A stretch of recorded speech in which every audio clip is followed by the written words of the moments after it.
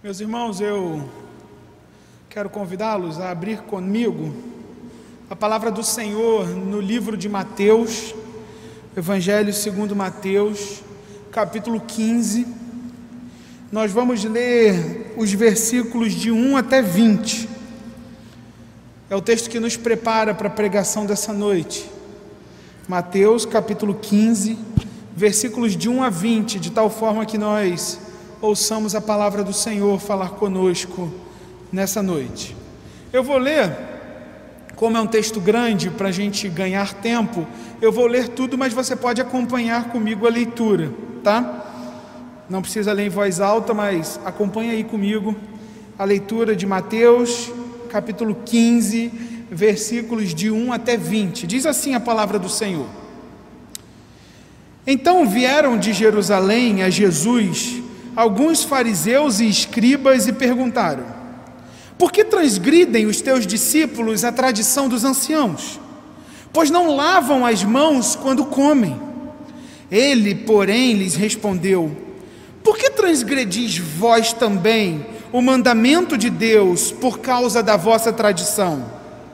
Porque Deus ordenou: honra a teu pai e a tua mãe, e quem maldisser a seu pai ou a sua mãe, seja punido de morte.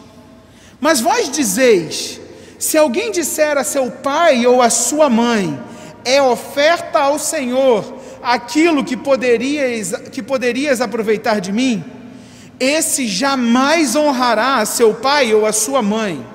E assim invalidastes a palavra de Deus por causa da vossa tradição. Hipócritas! Bem profetizou Isaías a vosso respeito, dizendo: Esse povo honra-me com os lábios, mas o seu coração está longe de mim, e em vão me adoram, ensinando doutrinas que são preceitos de homens. E tendo convocado a multidão, lhes disse: Ouvi e entendei. Não é o que entra pela boca o que contamina o homem, mas o que sai da boca, isto sim contamina o homem. Então, aproximando-se dele, os discípulos disseram: Sabes que os fariseus, ouvindo a tua palavra, se escandalizaram? Ele, porém, respondeu: Toda planta que o meu Pai Celestial não plantou será arrancada. Deixai-os, eles são cegos, guias de cegos. Ora, se um cego guiar a outro cego, cairão ambos no barranco. Então lhe disse Pedro: Explica-nos a parábola. Jesus, porém, disse: Também vós não entendeis ainda? Não compreendeis que tudo que entra pela boca desce para o ventre e depois é lançado em lugar escuso? Mas o que sai da boca vem do coração, e é isso que contamina o homem. Porque do coração procedem maus desígnios, homicídios, adultérios, prostituição, furtos, falsos testemunhos, blasfêmias. São estas coisas que contaminam o homem. Mas o comer sem lavar as mãos não o contamina. Essa é a palavra de Deus para a nossa noite. Eu peço que você mantenha a sua Bíblia aberta. Nós hoje temos a oportunidade de continuar a nossa série de sermões nos cultos à noite. Se você tem acompanhado ou se você chega agora, nós estamos no meio de uma série de sermões chamada Contramão, a Lógica do Reino. E tem o objetivo basicamente de mostrar que quando Jesus vem ao mundo, Ele estabelece o reino de Deus, e esse reino, ele anda na direção oposta do que os homens costumam andar. De tal forma que a lógica que o Senhor Jesus traz, ela desafia a lógica humana. E hoje, no texto bíblico, se você ainda tem a sua Bíblia aberta, e se você fechou, eu peço que você abra novamente Mateus capítulo 15, versículos de 1 a 20. Esse é mais um dos textos que Jesus desafia a lógica humana. Mas antes de nos debruçarmos diante dele, eu queria perguntar para você se você já ouviu uma frase: Você é aquilo que você come. Você já ouviu essa frase? Se você é como eu, que durante anos e anos segue em busca de uma dieta milagrosa que vai conseguir de fato fazer a gente ficar com um corpo mais enxuto, digamos assim, eu posso falar porque é de mim mesmo, então tá de boa. Você já ouviu isso de diversos médicos, mas se você por acaso nunca procurou médicos para perder peso, mas sim para ficar saudável, você também já deve ter ouvido isso. Você é aquilo que você come. Essa frase é repetida pelos profissionais da nutrição e da medicina para mostrar, depois de estudos, que revelam que aquilo que nós ingerimos faz muita diferença no nosso corpo, não num sentido somente estético, mas de forma que, de acordo com as substâncias e os nutrientes que nós ingerimos ou deixamos de ingerir, nós temos o nosso humor modificado, nós temos força modificada, nós temos vontade durante o dia de chegar ao fim do dia modificado, motivação e por aí vai. Para resumir, eu não estou aqui para falar sobre nutrição, até porque eu não sei nada disso, mas para resumir seria basicamente o seguinte, que o nosso corpo funciona da seguinte forma: se você ingerir coisas boas, você vai ter um corpo bom, que funciona bem. Se você ingerir coisas más, coisas não nutritivas, você vai produzir inflamações no seu corpo e ele não vai funcionar tão bem. Seja pelo aumento de peso, seja por algum órgão que não funciona direito. Moral da história: para a medicina e para a nutrição, essa frase é aceita por muitos como uma verdade. Você é aquilo que você come. Mas o reino de Deus anda na direção oposta do mundo. No reino de Deus, a vitalidade espiritual, ela é medida de forma oposta daquela medida pelo nosso corpo. Nesse caso, eu não estou dizendo que a medicina e a nutrição tem que ficar de lado, não, ela nos ajuda, não sejamos ignorantes a esse ponto de colocar isso de lado. É claro que ela nos ajuda, mas ela não é um avaliador da nossa vitalidade espiritual. E o que a diferença é que as medidas externas, elas não são avaliadores de uma espiritualidade saudável. Ou seja, o reino que anda na direção oposta do mundo, a contaminação não vem pelo que nós ingerimos, a contaminação vem pelo que sai de dentro de nós. No reino, o que faz mal vem de dentro. No reino, a contaminação vem de dentro, mas a purificação vem do alto. Esse é o tema da nossa mensagem de hoje. Contramão à lógica do reino. No reino de Deus, a contaminação vem de dentro, mas a purificação vem do alto. A fonte do mal é o próprio coração humano. Jesus lida com essa questão no texto que nós lemos de Mateus, no capítulo 15. Percebam que Mateus 15 está em um momento no qual o ministério de Jesus já está em ascensão. Ele já tem uma certa visibilidade. E ao mesmo tempo que ele tem uma certa visibilidade, que multidões o seguem, ao mesmo tempo em que pessoas são curadas, e mais o evangelho vai libertando, e o reino de Deus vai crescendo, ao mesmo tempo em que isso acontece, as perseguições a Jesus também acontecem. É por isso que Mateus, no capítulo 15, ele vai nos dizer, no primeiro versículo, o seguinte: vieram de Jerusalém a Jesus alguns fariseus e escribas e perguntaram: qual é o pano de fundo, o plano de fundo que nós temos? Qual é a moldura do nosso quadro? Jesus está seguindo seu ministério e religiosos, mestres, eles saem da sua cidade, eles vão até Jesus porque eles recebem uma reclamação. Olha, aquele mestre lá, aquele mestre de Nazaré, Jesus, ele está fazendo uma coisa que a gente não costuma fazer não. Aliás, ele está indo contra as tradições dos anciãos. Percebe que esses dois grupos, eles são distintos, eles não costumam caminhar muito juntos.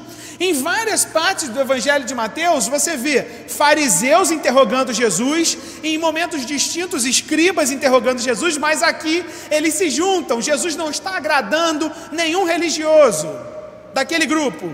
E os dois grupos chegam e interrogam Jesus por uma questão que para eles era gravíssima. Leia comigo no versículo 2, o que está acontecendo. Aqueles homens perguntam para Jesus o quê? Por que transgridem os teus discípulos a tradição dos anciãos? Por quê? O que eles estavam fazendo? Não lavam as mãos quando comem. Primeiro eu queria parar com você e pensar, a gente está falando de mestres religiosos. Eles conheciam a lei, eles conheciam aquilo que Deus tinha entregue ao seu povo. Mas o que acontece quando eles interrogam Jesus? Eles não falam: Jesus, nós ouvimos falar que você e os seus discípulos estão contrariando a lei de Deus. Eles não falam isso. Eles falam: nós ouvimos que você está contrariando a tradição dos anciãos. O que é essa tradição dos anciãos? O problema aqui é que milhares de anos antes desse texto, Deus havia dado a lei para o povo de Israel. E por um entendimento, com o passar do tempo, foi criada uma série de tradições, de entendimentos de interpretação da lei, que foi sendo passado de mestre para mestre, de geração para geração. É como se eles fizessem assim, um manual do cumprimento das leis de Deus. Percebe? Entende? Então, quando eles aprendiam as leis, eles também aprendiam essas tradições. É por isso que muitas vezes as leis elas eram deturpadas em prol das vontades dos religiosos.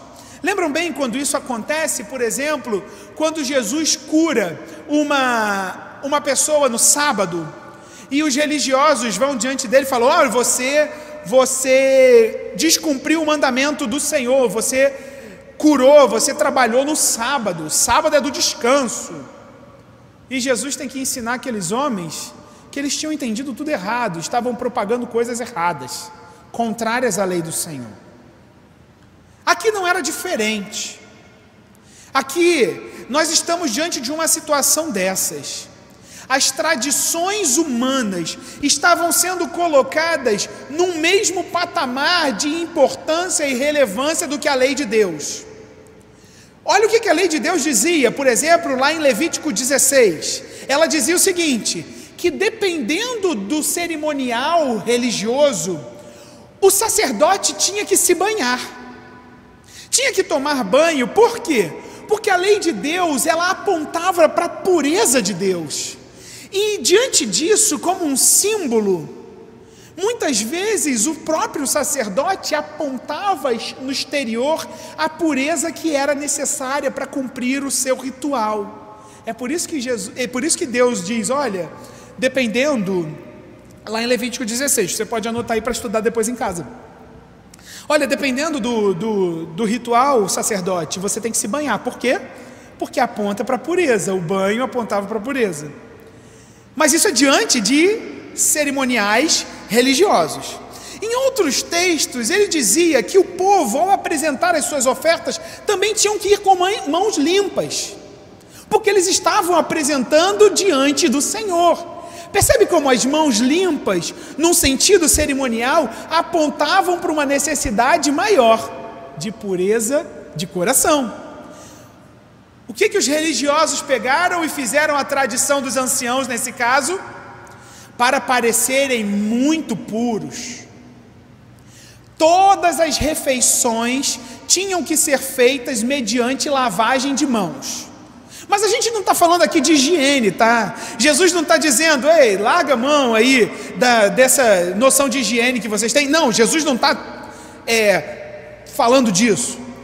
O que os fariseus e os escribas interrogam Jesus sobre um ritual que eles tinham, uma necessidade que eles tinham de lavar as suas mãos como um ritual religioso e cerimonial, em que eles ficavam com as mãos para o alto e eram aspergidas nas mãos deles água, significando a pureza. Então, antes de cada refeição, eles tinham as suas mãos purificadas. Que belo! Só que o coração deles continuava sujo. Só que eles continuavam, enquanto eles comiam de mãos muito puras, eles continuavam querendo matar a Jesus. As mãos deles estavam, entre aspas, limpas, mas o coração estava imundo. O que Jesus ensina aqui não é que você não precisa ter momentos de higiene, claro que não. O que Jesus vem mostrar é que a tradição dos homens, querendo parecer mais espirituais e santos do que eles eram, não significava cumprir a lei de Deus. Em outras palavras, vocês estão lavando as mãos, mas vocês continuam contaminados espiritualmente.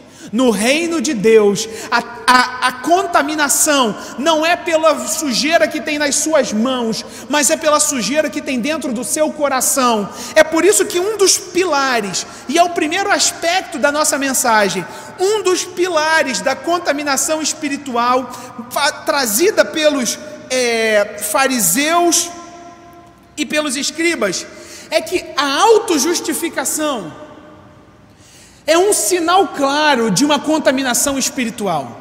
O que eu quero dizer com isso? Eu quero dizer que o que Jesus nos mostra é que aqueles fariseus, aqueles religiosos, eles traziam para si tradições que na verdade simbolizavam e apontavam para o povo, dizendo: uau, como aqueles homens são piedosos e religiosos, eles são muito santos. Só que na verdade, o coração deles estava tomado de sujeira, de maldade, de vontade de matar Jesus. Eles estavam mais preocupados com a própria aparência do que em apresentar diante do Senhor um coração arrependido, quebrado, certo de que é mau e que precisa do Senhor. Mas o que Jesus está mostrando é que o indício de contaminação espiritual é quando o homem manipula as leis do Senhor para os seus próprios benefícios. É isso que eu quero dizer como autojustificação. Percebe que aqueles homens, eles estão completamente contrários à lei do Senhor? Por que eu digo isso? Jesus continua. Até agora eu falei para vocês sobre o versículo 1, o versículo 2. Mas Jesus diz para aqueles homens que o que eles estavam fazendo, na verdade, era manipulando a lei de Deus em prol dos seus benefícios próprios. Eles estavam se auto-justificando. Eles estavam dizendo assim: olha, para cumprir a lei e agradar ao Senhor, vamos cumprir essas tradições. E às vezes elas não tinham nada a ver com a lei do Senhor. E aí Jesus diz: por que vocês estão me perguntando isso? Versículo 3.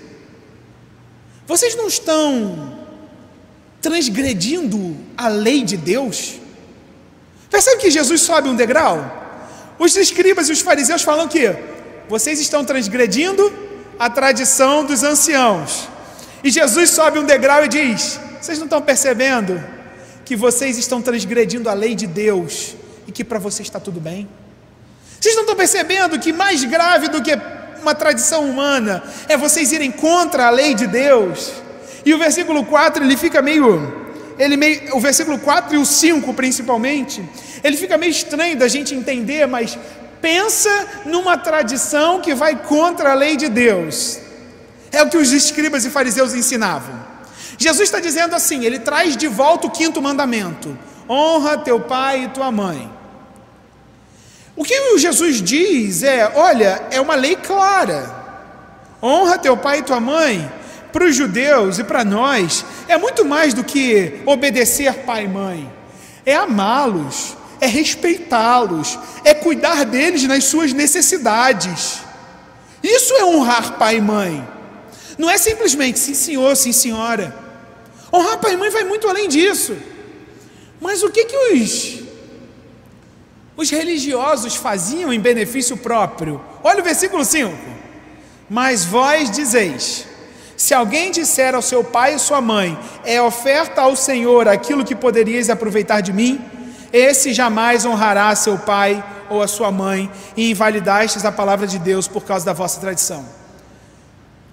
Honrar pai e mãe era um fardo muito grande para os religiosos, e eles criaram uma tradição seguinte. Imagina que nós temos pais, alguém tem um pai e uma mãe que chegam num período de velhice, e eles precisam da ajuda financeira dos seus filhos. Isso é um apontamento direto de honrar pai e mãe. Honrar pai e mãe significa cuidar deles nas suas necessidades. O que os fariseus, o que os mestres religiosos pensaram e bolaram nas suas tradições para se livrar desse fardo? Olha, eles tinham um pensamento seguinte: se o seu pai e sua mãe precisarem de alguma coisa financeira sua, basta dizer: isso é dedicado ao Senhor, isso é uma dádiva ao Senhor, é uma oferta ao Senhor. E aí você não precisa cumprir esse mandamento. Isso era real, tá? Isso não é fantasia. Eles, para não cumprirem o mandamento de honrar ao Senhor e continuarem com seus recursos, eles diziam: só fala que está dedicado ao Senhor. Aí você cumpre o honra tua mãe, teu pai e tua mãe. Por quê? Porque você está dedicando os seus bens ao Senhor. O que é que Jesus está dizendo? Vocês são tolos, vocês são uns hipócritas, vocês são teatrais, vocês são uns atores, porque vocês estão falando comigo de uma tradição de lavar a mão, enquanto vocês estão deixando por aí os seus pais e suas mães por uma palavra vazia, e vocês estão desrespeitando a lei de Deus. Jesus nos mostra que a contaminação espiritual tem como um pilar a autojustificação, a manipulação da lei de Deus conforme os nossos próprios benefícios. E cá para nós, isso aponta para duas direções nas nossas vidas. A primeira delas é que um indício de uma contaminação espiritual é quando nós, com semanas, no mesmo patamar de importância do que a lei de Deus. Por exemplo, quero trazer para o nosso ambiente aqui. Imagine que a nossa igreja, Catedral Presbiteriana do Rio de Janeiro, imagine que a nossa igreja, no decorrer de sua história, ao ler relatos de Êxodo, no capítulo 25, das orientações acerca do tabernáculo, e vendo a nossa história sendo construída, chega numa tradição seguinte, uma deliberação do conselho. Eu estou supondo, tá, gente? Mas imagine, o conselho decidiu que a partir da fundação da nossa igreja, só pode subir ao púlpito pastores que tenham toga com linho vindo de Israel e com pedras de ônix no peitoral, porque a gente aponta para Êxodo 25. Essa é a tradição da nossa igreja, supondo. E aí chega um dia que vem um pastor convidado de fora, e ele não tem uma toga de linho israelense com aplicações de pedras de ônix, e ele prega, e o evangelho do Senhor é pregado, e vidas são salvas, mas ele não tem as suas pedras cravadas no peito. E os comentários, os burburinhos na nossa igreja não são: gente, que bênção essa pregação, almas se converteram, mas sim: que absurdo contra a nossa tradição, um pastor pregar sem toga de linho israelense. Isso é um ultraje ao Deus Criador. Nem em Simonton havia isso. Percebem como as tradições... Eu estou falando um exemplo absurdo, porque eu quis fazer um exemplo absurdo, para não parecer que eu estava dando qualquer tipo de indireta. Então, pareceu absurdo. Se algum dia isso acontecer, já fica aí, como eu nem sabia que ia acontecer. Se um dia isso já existiu, também não sabia. Mas você percebe que isso pode acontecer muito fácil na nossa vida? Percebe que o jeito da gente se vestir, o jeito da gente falar, pode tomar um determinado patamar. A nossa posição como catedral, ela pode tomar um patamar como se fosse a lei de Deus. Isso é uma contaminação espiritual. Isso não nos justifica. Isso é seguir o exemplo dos fariseus, que diziam: olha como nós somos puros. A gente lava a mão, mas o nosso coração quer matar aquele cara. Mas a autojustificação também aponta para um outro caminho, que é descaracterizar a lei de Deus de acordo com o seu próprio benefício. Lembra lá quando eles diziam: vocês não precisam honrar pai e mãe, é só dizer que é uma oferta ao Senhor, aí vocês não precisam dar para eles. Isso também pode ser aplicado na nossa vida. E eu também vou falar um exemplo absurdo, para não parecer que eu estou dando indireto para alguém. É como se a gente falasse assim: vou botar até eu como exemplo, vamos botar como exemplo. Daniel, eu não vejo problema, por exemplo, em vender produtos ilegais no mercado negro. Sabe por quê? Porque eu dou o meu dízimo de tudo. Porque eu estou contribuindo para a obra missionária. Só que na verdade, a despeito da minha fala muito pura de contribuição da obra missionária, o que eu estou fazendo é um pecado. E isso pode ser aplicado em várias formas, para a gente tentar se auto-justificar. Isso pode ser aplicado para relações sexuais fora do casamento, para casamentos fora do padrão heterossexual do Senhor. Isso pode ser aplicado para a gente continuar mantendo uma vida de mentira. Quando a gente diz: qual o problema de eu transar fora do meu casamento? Aquele cara também é um mentiroso e ninguém fala nada. Percebe como isso é forma da gente se auto-justificar? E isso aponta para o reino, aponta na direção oposta do mundo, de que isso é uma contaminação espiritual. Meus irmãos e minhas irmãs, a contramão do mundo, um reino estabelecido na contramão do mundo, é um reino, em primeiro lugar, que quebra o pilar da autojustificação. Nós não podemos manipular a lei do Senhor. A lei do Senhor é perfeita, ela é pura, e nós devemos segui-la, sem arranjar subterfúgios para parecer ser mais santo do que nós somos santos. Aqueles homens estavam fazendo isso, e é por isso, o nosso texto continua, é por isso que Jesus chega para eles no versículo 7 e os chama de a máscara, eu imagino, deve ser, que eu não estou ouvindo, hipócritas. Ai, Jesus, é politicamente incorreto.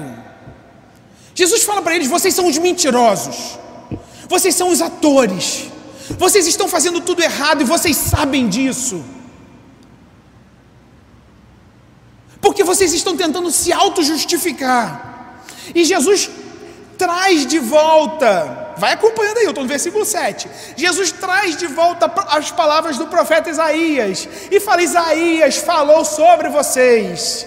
Ele falou: vocês adoram a Deus com seus lábios, mas o coração de vocês está afastado. Vocês propagam ensinamentos dos homens, vocês não são de Deus. E esse é o segundo pilar de uma contaminação espiritual, a necessidade de uma autopromoção. O que aqueles homens faziam? Eles não estavam nem aí para o reino de Deus. Eles queriam mais é que os seus nomes fossem exaltados. Eles queriam mais é que eles fossem reconhecidos como muito espirituais. A autopromoção é um segundo pilar de uma contaminação espiritual. Nós não falamos sobre nós mesmos.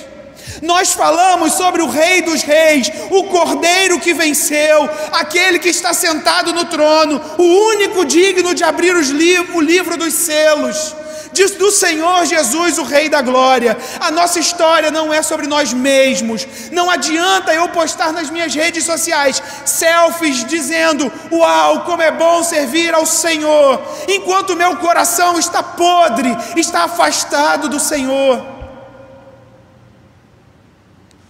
Estar aqui no púlpito não é representação de que nós estamos preparados espiritualmente, não. O que faz a diferença, e isso serve para vocês avaliarem os seus pastores, os seus presbíteros, os seus diáconos, os seus irmãos, é um coração quebrantado diante do Senhor. Não é o quanto nós falamos palavras bonitas, não é o quanto nós parecemos santos, mas é o que a nossa vida aponta. Se ela aponta para nós mesmos e os nossos feitos, ou se ela aponta para os feitos do Rei dos Reis, do Senhor dos Senhores, do Criador dos céus e da terra. Aqueles homens, Jesus os repreende dizendo: vocês estão falando, vocês estão levando homens para caminhos de vocês, seus. Vocês não estão propagando a obra do Senhor. A autopromoção é um perigo espiritual. A cegueira, e aí ele diz: olha, e quando vocês estabelecem os mandamentos dos homens acima dos mandamentos de Deus, vocês são como cegos. Cegos que guiam cegos, que vão para o barranco, que caem. E não é muito difícil a gente perceber que espiritualmente o barranco aponta para uma direção afastada eternamente de Deus. Ou seja, a contaminação espiritual que tem como pilar a autopromoção tem como fim o inferno. Porque tudo que nós podemos promover de nós mesmos são maldades, coisas ruins, egoísmo. A nossa história não é sobre nós mesmos. A nossa igreja não aponta para a riqueza das nossas contas bancárias.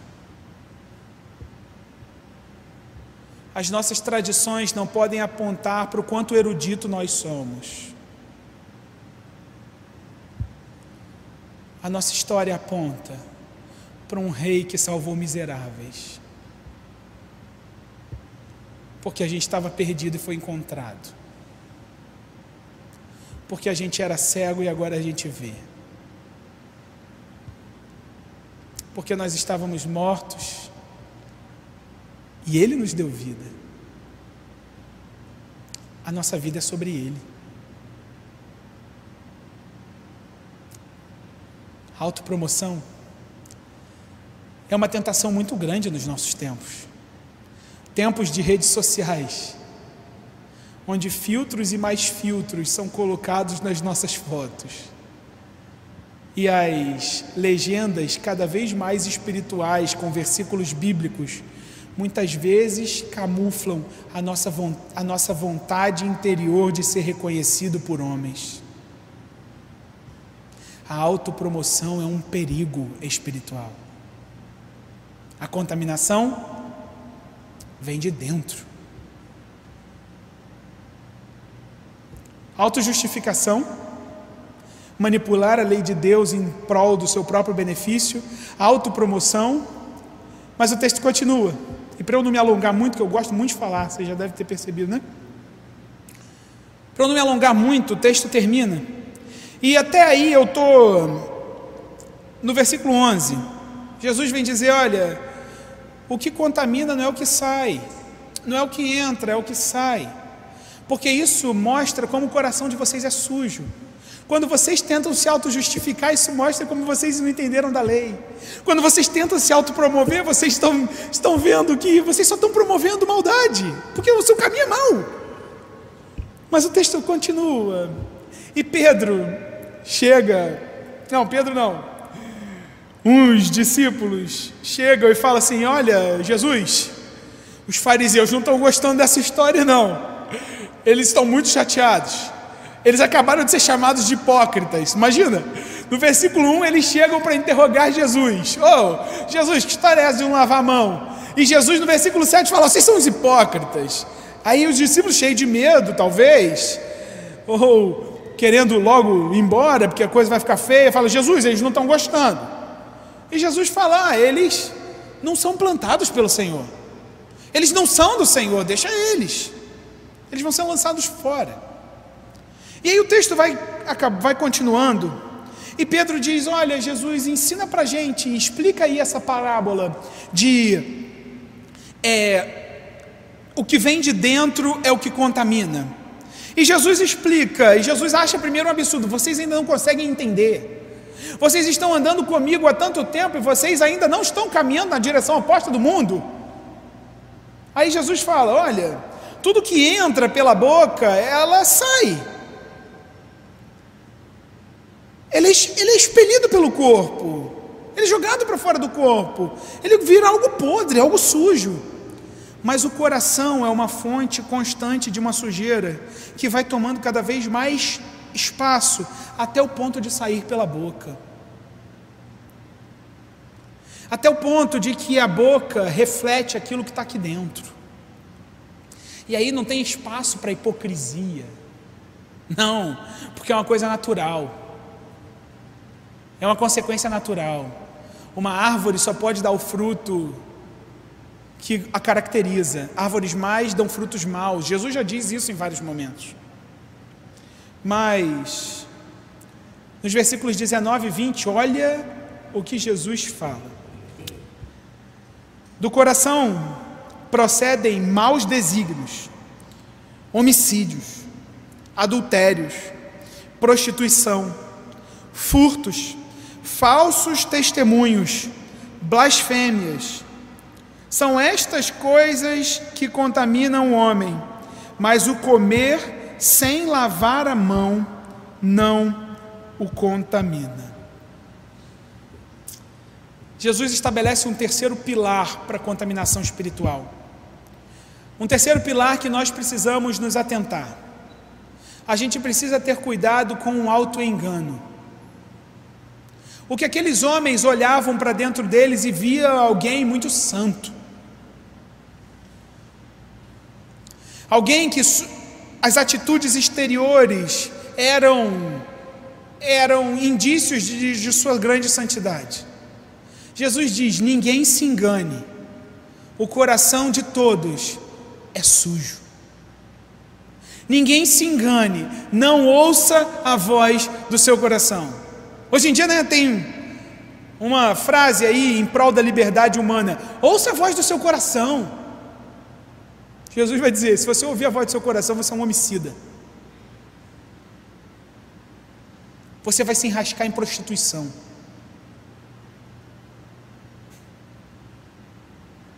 O auto-engano é um perigo. O problema espiritual dos fariseus é que eles se enganavam cumprindo os seus próprios desejos, enquanto diziam cumprir a lei. Eles se enganavam sentindo-se mais espirituais do que eles realmente eram, só porque eles lavavam as mãos, enquanto o coração deles estava sujo. Eles se enganavam quando eles olhavam para as vidas deles e achavam que eles eram superiores aos demais. A Bíblia nos diz que do nosso coração não surgem coisas boas. O pecado, a rebeldia contra Deus, nos afetou no mais profundo do nosso ser, de tal forma que o pecado nada mais é do que tirar a soberania e a centralidade e o reinado de Deus sobre as nossas vidas e nós sentarmos no trono. Era exatamente isso que os fariseus faziam. Não importa a lei de Deus, importam as nossas tradições. Não sejamos, para ser ainda mais claro, porque é claro que isso tem a ver comigo, não sejamos como os fariseus, que olhamos para nós mesmos e dizemos: uau, quanta santidade! Olha lá aquele pecador, bem que ele podia aprender com a gente, né? Não sejamos desse jeito. A Bíblia diz que a gente não é desse jeito. A Bíblia diz que o nosso coração é mau.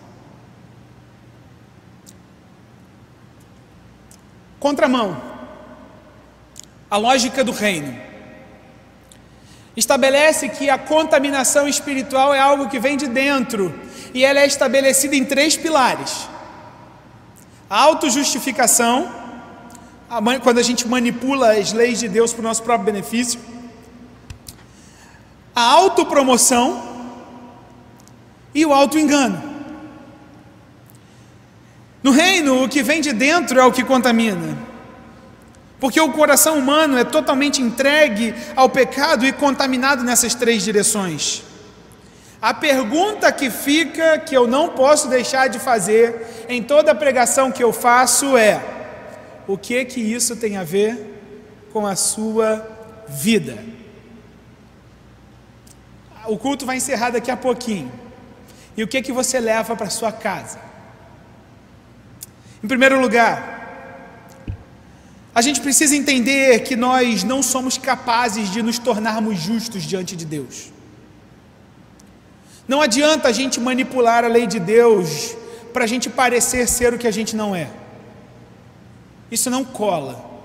Essa mentira não pega. Deus conhece o profundo do nosso coração. Manipular e parecer que nós somos uma igreja muito tradicional e que pelas nossas tradições nós estamos diante do caminho do Senhor, enquanto supostamente nós estaríamos afastados, isso não cola diante de Deus. O que importa é obedecer à lei do Senhor e não às tradições humanas. O que importa é obedecer à lei do Senhor e não manipular a lei de Deus para que você consiga dormir bem durante a noite. Você pode dormir bem durante a noite, mas quando Cristo Jesus voltar, diz a palavra do Senhor que Ele vai olhar para esse tipo de gente e vai dizer: eu nunca conheci vocês. Vocês não fazem a vontade do meu Pai. Cuidado com a autojustificação. Cuidado quando a gente olha para o lado e se baseia no pecado alheio para anestesiar a nossa vida de impureza. Cuidado quando a gente distorce a lei do Senhor. Quando a gente tira a lei do Senhor do seu contexto, para a gente descaracterizar a nossa conduta imoral. Cuidado com a autojustificação.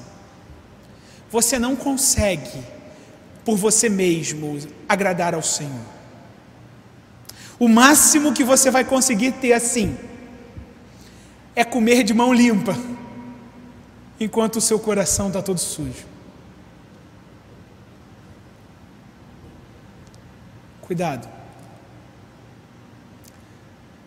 Cuidado com a autojustificação dentro do seu casamento.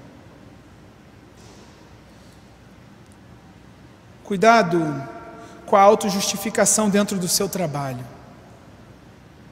Cuidado com a autojustificação quando você inveja a quem está do seu lado. Cuidado com a autojustificação quando você tem um discurso de ira nas redes sociais ao defender ou condenar um grupo político. Cuidado.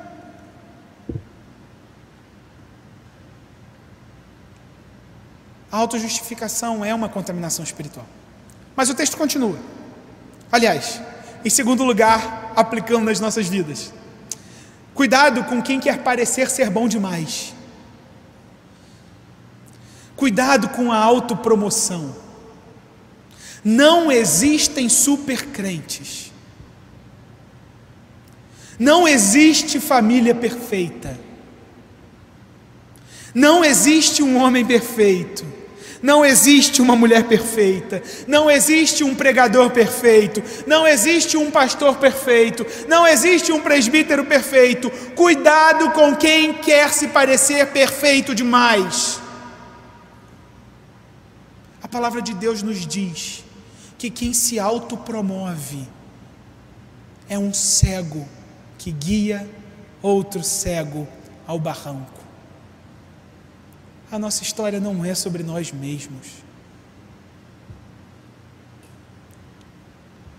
Existem homens e mulheres que não são perfeitos, mas que são tratados pelo Senhor a cada dia, que podem até não sair por aí listando os seus pecados. Olha, não me trata assim como um irmão muito afetuoso porque eu tenho esse pecado. É claro que a gente não faz isso, isso é loucura.